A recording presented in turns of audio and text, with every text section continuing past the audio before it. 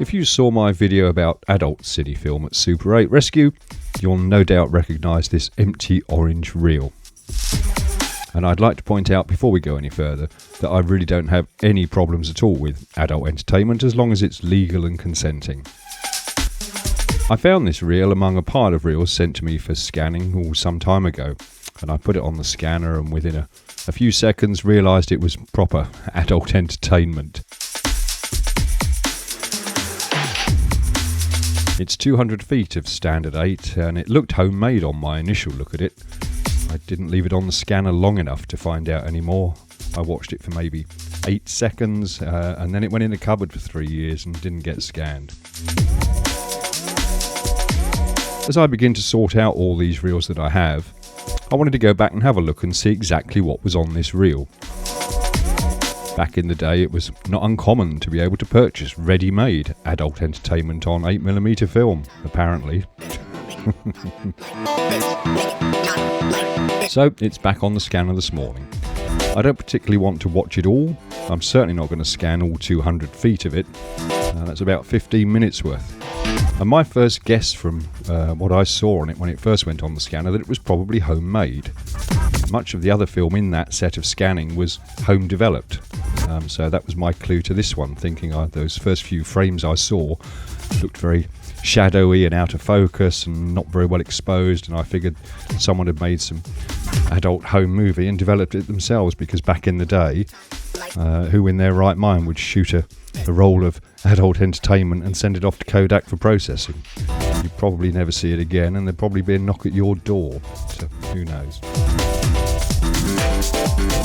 I decided with this reel not to scan the whole thing, but just scan a few frames here, whiz through it a bit, 20 feet, scan a few more frames and so on to the end of the reel. And it was part way through the reel I discovered that it wasn't homemade, it is actually ready-made film. And I discovered some titles, so obviously not homemade, and realised in fact that someone had filmed the original films, which were being shown on a projector and a screen, and then refilmed that with a standard 8mm camera.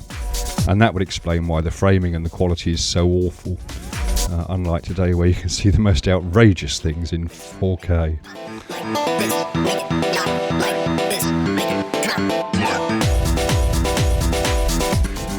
How far mankind has progressed. I can't show you more than a few frames of the bits I scanned, as it is very clear to see, even though it's out of focus, that there are indeed some very explicit shots, which we certainly don't want on Super 8 Rescue or YouTube. But in some ways, it's sad that someone had to go to these lengths to be provided with their own entertainment. But that's how it was back in the day, and whether or not you agree with this sort of material is neither here nor there. From a historical point of view, I find it sad that someone had to film those films, then try and develop them themselves at home, and hope they'd have something worthwhile watching at the end of it. And when you consider where we are today with that kind of entertainment, and to be having to do that back then, goodness me, poor thing.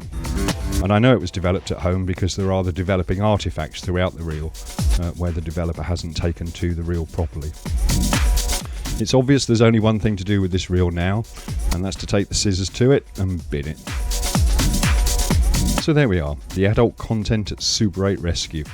How very daring of me to put that on YouTube. I have given the video an 18 rating just so I don't annoy Google, even though you can't see anything. As always, thanks for watching, and we'll see you next time. Put that box of Kleenex away, you mucky people.